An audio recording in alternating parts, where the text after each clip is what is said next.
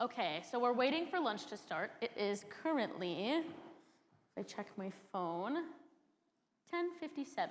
Lunch starts at 11:15, so we have some time to spare. I would love to ask my dear friend John Machacek if he would mind coming to the stage for a Q&A. I'm serious. Could we get an extra microphone, please? James, would you mind bringing one up?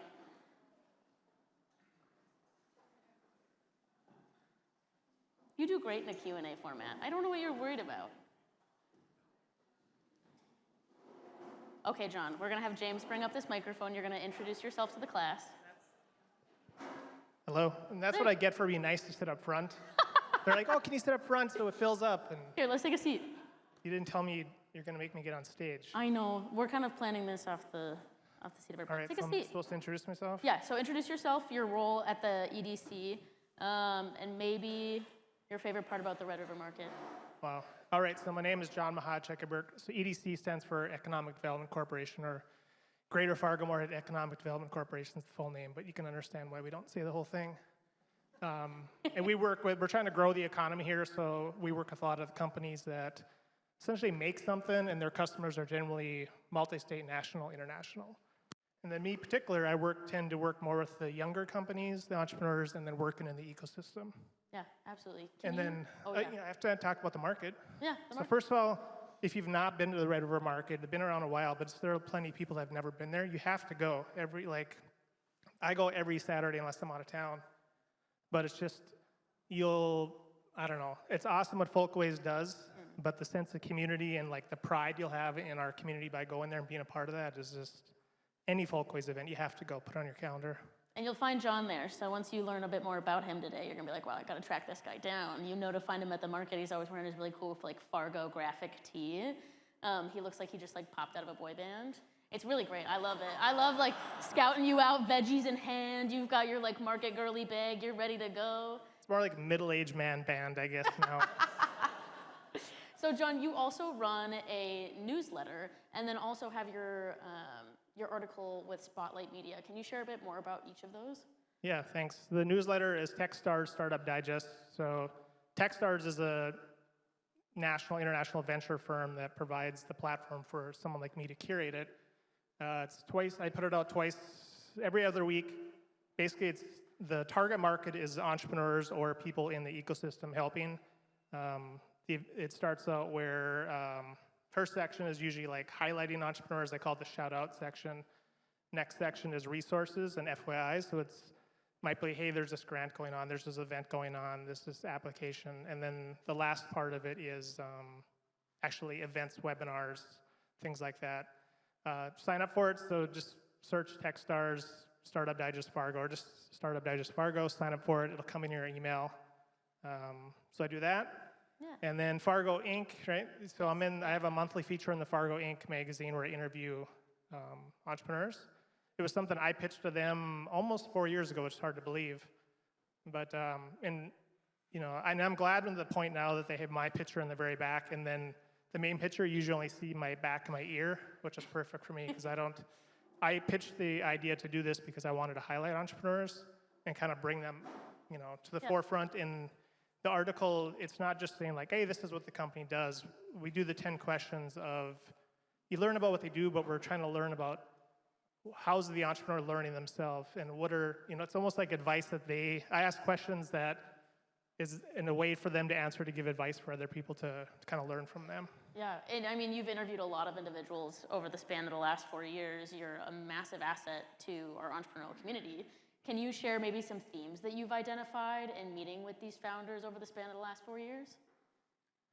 Well, the one theme that everybody knows, it's way, way harder than everybody expects, and it takes way, way longer. One for sure is that the people that are the solo entrepreneurs have the most difficulty. They're often saying, oh, I wish I had a partner, a co-founder, that kind of thing. Mentally and just, filling your gaps that you have maybe in your skill set. Those are probably, I don't know, the most common. I try to ask questions too about how they're finding customers, how they're, doing their marketing, how they're solving their problems. After doing it for 4 years, there's a lot of differences in them, but those are probably some of the most common. Yeah, absolutely. And when you think of the biggest, so John has a lot of information that just exists in his head at all times, which our community is really fortunate to have. I think it's important that there are people that act as resources because as founders, as starters, as owners, when do you have the time in the day to learn all those things yourself? So it's important that we have organizations in our community that bet on employing individuals like John, and really John kind of founded his own position in the EDC, and the support that you're doing for the entrepreneurial community isn't something that is common to the EDC, but something that you just provide and they support you in that. Can you share with the audience what you think is the most underrated part about our community, or maybe the most underrated resource that exists in our region? I mean, we have a lot of resources, and we keep getting more. The more that our community is investing in entrepreneurship and understanding that. So like when I got into it initially, when I saw that Merchant Prairie we work a lot with, when I saw the EDC was going to start adding entrepreneurship, I worked at the EDC before, left, went into banking for a while. I was at United Way, and then I saw that the EDC was adding entrepreneurship support as one of their pillars, and I thought, well, that's nice, but I remembered when I was there before and when I worked in banking, I thought, it's really tough to like help entrepreneurs. There's not a lot of resources. I was naive in thinking that it was all based on programs. And what I've learned a lot more is how the impact of the community part of it and the networking and the support system. And that's where our community is really, really good. Fortunately, we've added a bunch of programs too, so not only are we kicking butt on the community part, which I think our kind of special sauce is, but we've added programs too. But for the programs, like as the EDC, part of what we do, we exist to kind of know a little bit of a lot of things, because there's these things that exist to support businesses, but it's not like there's marketing around them or anything. So it's a job of an EDC to know these things. So what's good is that I try to, and my coworker Ryan, for example, is learn all these things and know all these things and meet as many people as we can, is that if we have this community support, is that you're bumping into people you're talking to, and they can generally say, you should go talk to John at the EDC, or you can, so again, that community, you combine the programs and the community together, and that's what kind of makes us, I think, one of the, like, what we have here in Fargo-Moorhead, I've been to a lot of the communities and talked to people in my jobs. Like, I think if you don't know how special it is here, I think we take it for granted if we've not known what other communities are like, but yeah. we kick ass on the entrepreneurship side of things here in our community. Hell yeah. Any questions from the audience while we have John on stage? Dex.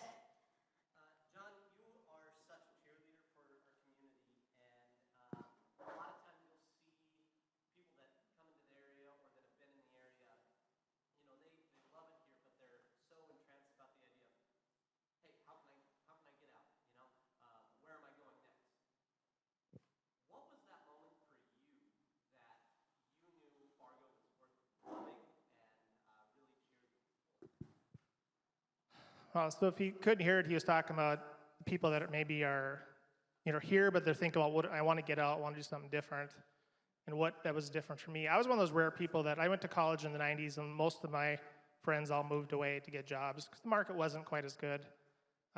I stayed. Part of it was for a lady, but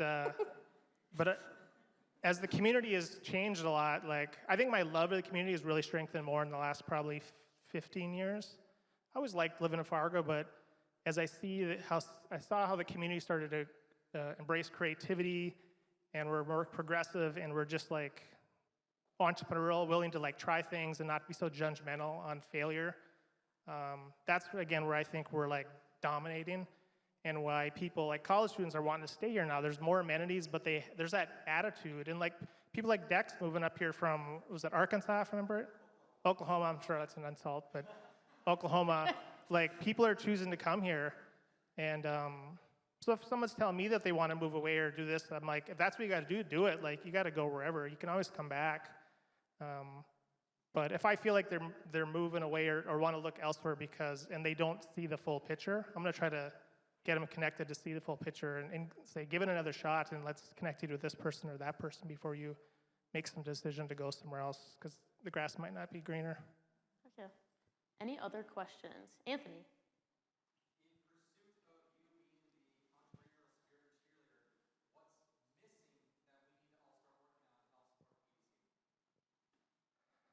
All right.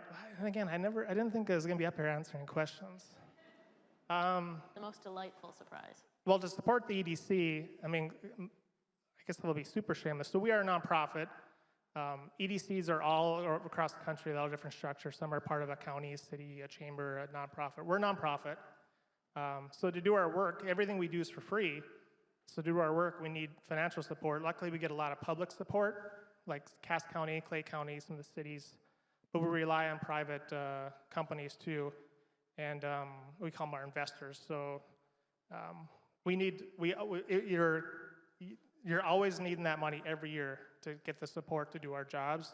So we could use more investors. The public support we get from, say, Cass County, they're putting it in us, saying, hey, there's a lot to do, you guys are growing, but we are putting it on you to raise more private investment. So obviously there's just the money. We're a small staff. I think there's 8 of us. We added our new person a few months ago, and took us a year to decide to do that because we want to be very mindful of our dollars spent and our impact. But I don't know.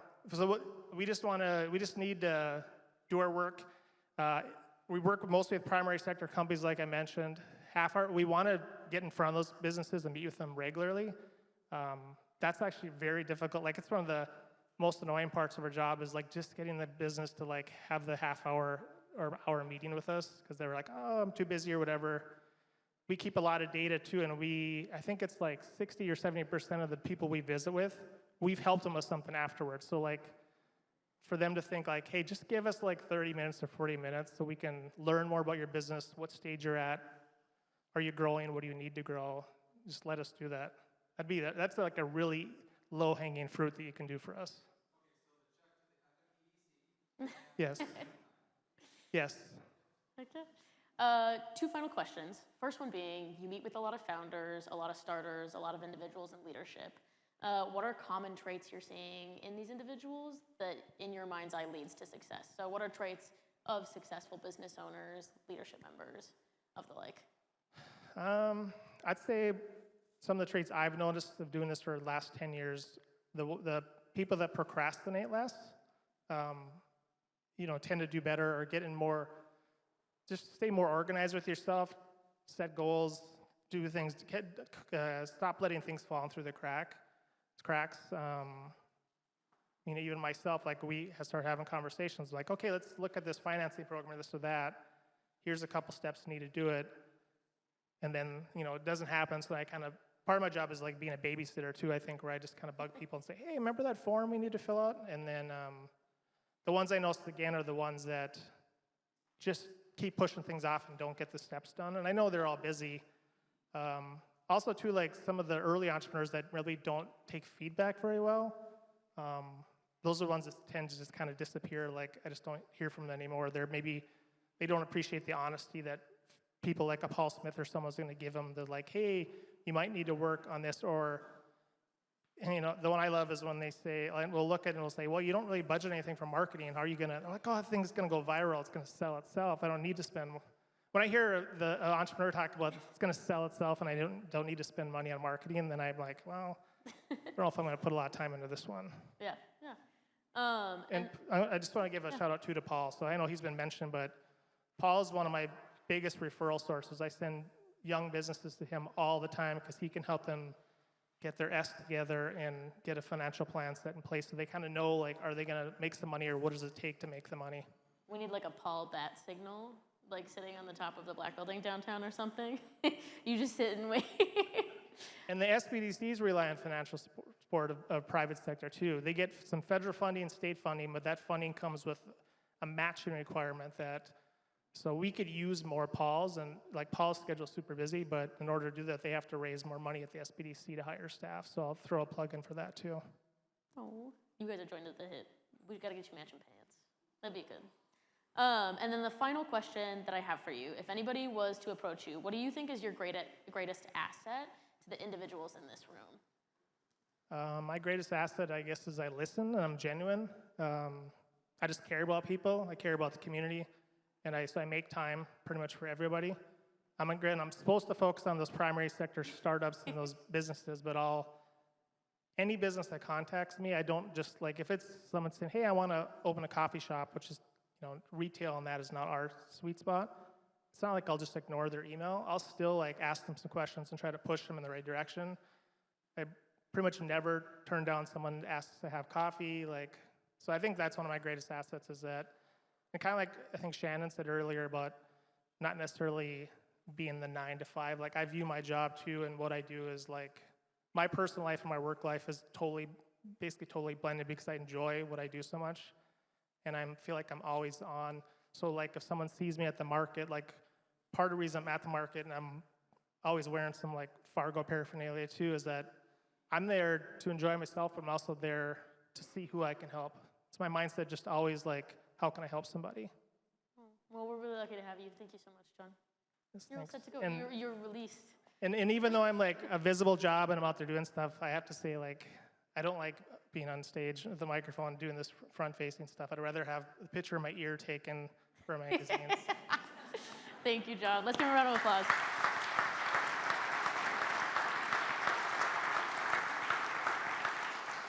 Heck yeah. And a massive shout out to Paul Smith. These two individuals are an incredible resource to our community. So if you have community-based questions, please, please, please feel free to catch them to the side and ask them. We're about to break into lunch for the day, but some housekeeping items to know. Over in the boardroom, you'll find our food, and we'll also have a photo booth with Harmon Entertainment. Like I said, Thune Studios is taking headshots. What I forgot to mention is the Executives Club is covering the first $50, and then you guys compensate for the last $50 if it's something you're interested in. We'll be back here at 12 p.m. with our DJ for the day, but I was also informed that we have a special surprise from our friends Dave and Lisa. So I'm going to welcome them to the stage. And it looks like he's got a microphone anyway. You're an entertainer. This is your thing. I'll let you go. And now for the presentation of your meal. Mesdames and messieurs, it is with deepest pride and greatest pleasure that we welcome you today. And now we invite you to relax. Let us pull up a chair as the dining room proudly presents your dinner. Guest, be our guest, put our service to the test. Tie a napkin around your neck, shouty, and we provide the rest. Soup du jour, hot hors d'oeuvres, why we only live to serve. Try the great stuff, it's delicious. Don't believe me, ask the dishes. They can sing, they can dance. After all, this is the Pines, and a dinner here is never second best. Go on, unfold your menu, take a glance, and then you'll be our guest. We are guests, be our guest. Who's ready to eat?